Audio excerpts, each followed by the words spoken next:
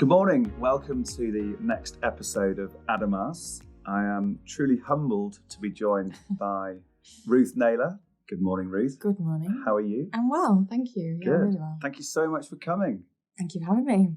I've been trying to get you in my diary for months, but you've had bigger and better things to do. No, it's just you that I say no to. It's just you. Well, I won't take that personally. For the benefit of people listening, can you tell us a little bit about yourself and what you do, please? Yes, absolutely. So I'm Ruth Naylor. I'm a Manchester-based mum predominantly. I'm an ex-banker. I now am the operations director of a small entrepreneurial marketing business. I'm the chair of a recently launched charity committee, which is where you and I initially met. Yeah. And I've had, I guess, an unusual ride over the last couple of years or so. I was diagnosed with cancer 19 months ago. And my life has changed considerably, which has led us to the point of having this conversation today. Yeah, and as you referred to, we met just over a year ago, didn't we? And you are the chair, well, not the self-appointed. I went to the toilet when the voting was taking place. We appointed you unanimously as the chair of the Cancer Research-backed initiative, Manchester Beats Cancer. So can you tell us a little bit more about your personal story? Because the fact that you're sitting here 2 years on from a pretty life-threatening illness is amazing, and the way you approach your life is simply inspirational and humbling. Can you just share a little bit about what actually happened?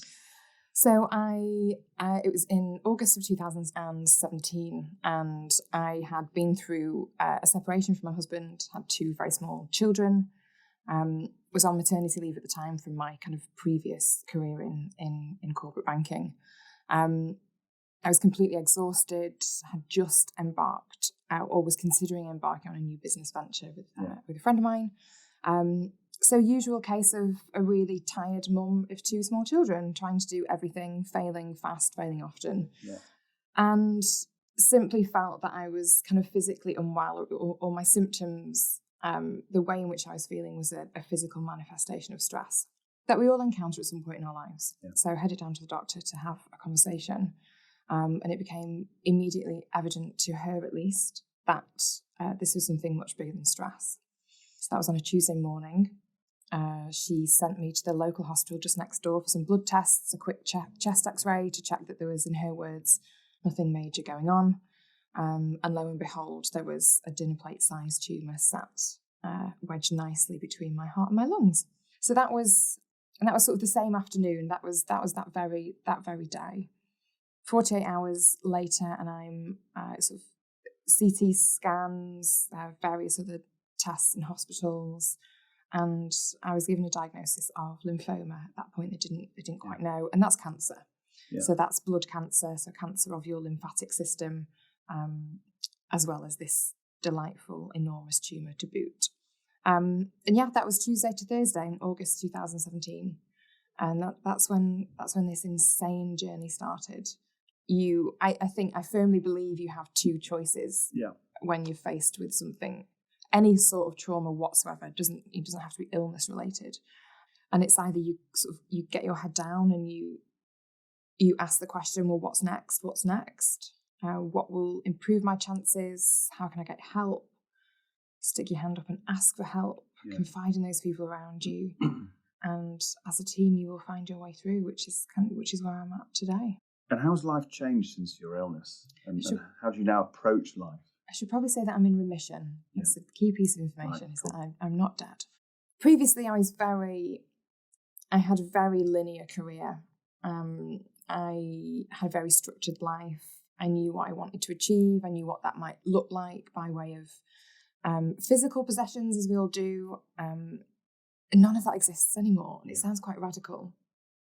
But I think it takes the prospect of facing your own mortality to figure out what does and doesn't matter to you. And I don't necessarily have that much of a plan. I have very much more of a portfolio career, which I enjoy hugely. But I say yes all the damn time, because why not? And I'm considerably more relaxed. Very little bothers me. Yeah. I just want to achieve more, but in a sense of the things that make me feel good, not because I think I should be doing them. And I think the charm of, I've been following you on the social platforms for the past year or so. I think the charm of seeing you throw yourself into absolutely everything is amazing. It's fascinating. You know, I actually do get it. I'm not a big Instagrammer, but follow a few people and always go onto your story. See what trouble I've got in there. Exactly. And you're running down the street in Manchester one day and promoting some charity the next day in London. It really is, you know, humbling and inspiring to see that. I hope so. So how have you used social media during your treatment, specifically Instagram? And I guess what was the motivation behind that, and how were you looking to help other people who are on a similar journey? Yeah, so I'm actually an exceptionally private person, believe it or not.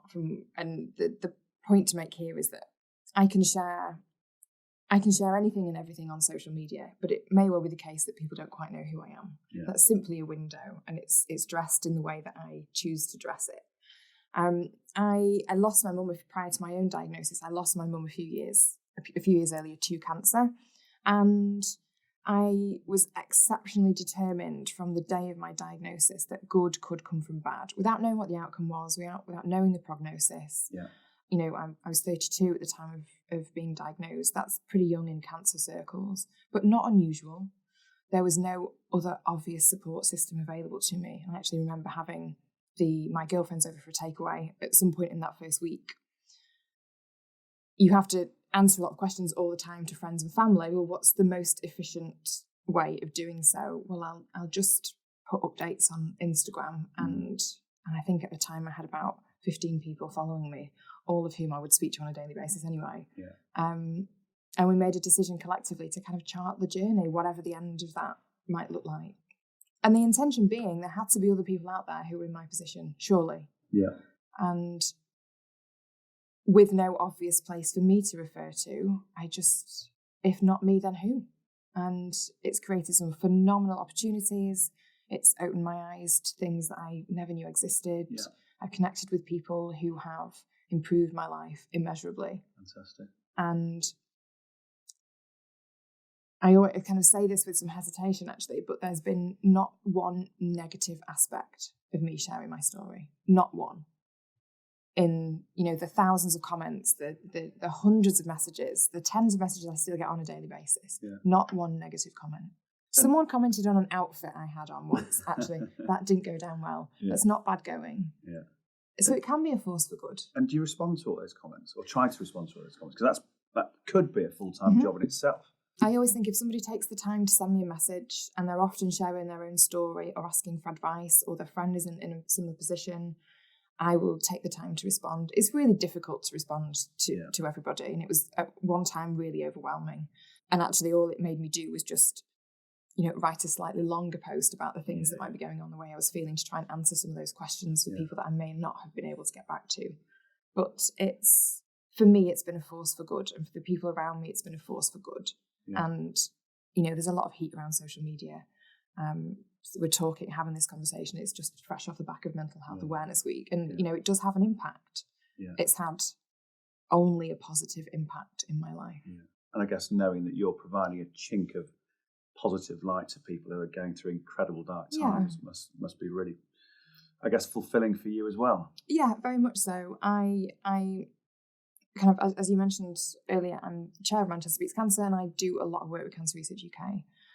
I chaired a conference for them a few weeks back, and it struck me in that moment that charities, volunteers, fundraisers are constantly asking, or they feel like they're constantly asking for something from people in order to make a difference. Yeah. But actually, from my perspective, what I've gained personally from volunteering, my time and my skill set and expertise far outweighs their ask. Yeah. So I've benefited much more than anybody else, really, which sounds quite selfish. But initially I started this is, you know, something for me. Yeah. And if I wasn't going to be here at the end of it, then it was a nice square photo diary for people to look back on. Well, thankfully you are, and you still are. So tell us about Manchester Beats Cancer. What is it all about? Yeah, so when I was diagnosed, the first phone call that I made was to my dad. And that was tricky because he'd lost his wife a few years earlier, and I'm his only child. He's been touched by cancer himself as well. So my first conversation was to my dad, and it was during that phone call that I was determined to make something somehow find some good or make something good from the situation. And then my second phone call after that was to Cancer Research UK, because it's very difficult for any of us to switch off from supporting a cancer charity on the basis that at some point we will be touched by it, either personally or otherwise. Without blowing smoke up your backside, with you being the driving force behind it, I'm sure. Okay, I am. As I say, I'm sure we'll get it off the ground. I'm sure it'll be a huge success. I hope so. It's a huge team effort, though. There are people, and every question that we've asked, everywhere we've turned for support, people have said yes. So I have no doubt. And there'll be so many different ways that everyone listening can get involved with. Yeah, will be shared over various different platforms. And how did you feel about sharing something so personal with your audience? Yeah. How did you feel about that? I didn't for one second believe that it would turn into kind of this story that it has now. I remember I was the headline article on the Daily Mail online until the Catalonian government overthrew me. And I think it was just a sense of the normal. That there's nothing extraordinary about it. It's just a daily battle that people go through that behind closed doors nobody sees. Yeah. So I felt very quickly as if I didn't have much choice, that if I was going to do this and I was going to do it justice, and if I was going to help people in some way, then it had to be all or nothing. Yeah. All I got was support back, so it was a bit of a no-brainer. Yeah, fantastic. And how do you juggle motherhood with 2 young children and all these other commitments that you keep saying yes to? You thought you'd learned by now. Badly. I'm sure you did. Badly. My support network is a very, very strong one. I'm really incredibly fortunate. I don't think people stick their hands up and ask for help often enough. Yeah. I should have done it years ago. My network of girlfriends are just the best. They pick my kids up from school, they'd drop them off, they would sit through chemo with me, they would fill my fridge up with food for me. They really were the backbone and what got me through certainly the grueling 12 months of treatment or so. Yeah. By way of juggling now, it's a case of the kids come first, they're happy in a routine, they're happy at nursery, they're happy at school. As long as they're happy and they're settled, then why should you not say yes to everything else? Yeah. I could go home and iron, and I could go home and tidy the kitchen yet again. Or I could find a way of fulfilling myself somewhat. Happy me. Happy me means kind of happy mum, happy kids. And do you think you'd have had the same mindset had you not had the illness to overcome? Never. If this hadn't never happened? In a million years. No. Never. I can see it has a ripple effect. So my close circle, we all say yes often, and we would never have dreamt of it previously. And it's a social problem, isn't it? You feel often constrained by these roles that you are given, be it mum, dad, businessman, whatever it might be. You feel there's an obligation to perform in some role. Yeah. I don't believe in that anymore. And what does the next 6 to 12 months look like for you then? In terms of what's around the corner, or are you just literally flying the kite and seeing where you go with it? Pretty much. Manchester Beats Cancer is a priority. It's difficult to juggle everything. It's very much teamwork dependent, but Manchester Beats Cancer is a priority. I am back in my own business kind of full time now. I underestimated the impact that the disease would have on my ability to function cognitively. Yeah. So very simply, getting to the bottom of emails was a challenge. Remembering to call somebody back was very difficult because of the impact of chemo. So I dabbled in work throughout treatment. I went back to work very, very quickly at the end of it and had to pull myself away. Actually, there's no shame in me saying I did it all too quickly. Yeah. So taking some time out, got my brain back working as it should be. So it's building the business, which excites me enormously. Brilliant. And how is business? It's good. Yeah, it's really good. It's, as you well know, it's a challenge. Yeah. Some days you wing it, some days you're on top of it and you're flying. Most days we wing it, don't we? That's what kicks us by the seat of our pants. Yeah, we've given up thinking that one day we'll know what we're doing. It will be what it will be. We're all just trying our best. Yeah. And It's exciting, it's different, it's a challenge, very different to the corporate world that I've come from. I can't see me ever going back there. I can't even imagine you sitting in a bank being a corporate person. No, I know. I know. I was always somewhat a renegade. Yeah. But, and my frustrations from that would come from people not moving quickly enough, or people not feeling empowered to make decisions. Yeah. And it's always the same across big corporates. It doesn't matter. It happens in small businesses as well. People not feeling empowered to make decisions and to take matters into their own hands. That I found a challenge. Yeah. And from a Manchester Beats Cancer perspective, above and beyond donating, how can everyone get involved? Or how can people, businesses get involved? Just as a quick segue. Yeah. So I guess the important thing to note about Manchester Beats Cancer is that we're not here to shake buckets and to ask people for cash as such. Yeah. As you well know, sitting on the board alongside me, we are here to share our expertise and our skill sets and our experience to create conversations, to open networks, open doors, and to collaborate effectively across all 10 of the Greater Manchester boroughs. Yeah. Our primary focus will be centred around the rebuild of the Patterson Institute, which burnt down in April 2017. Again, a very classic story of a Manchester-based rebuild campaign. But much wider than that, it will go to any research that would benefit kind of anyone on a national, global level, but it will be based out of the Greater Manchester Research Centres. Yeah. It's important to say that it's a tripartite arrangement between the University of Manchester and the Christie, and there are not many places worldwide that have this hub of collaboration. So people can help by giving us their time.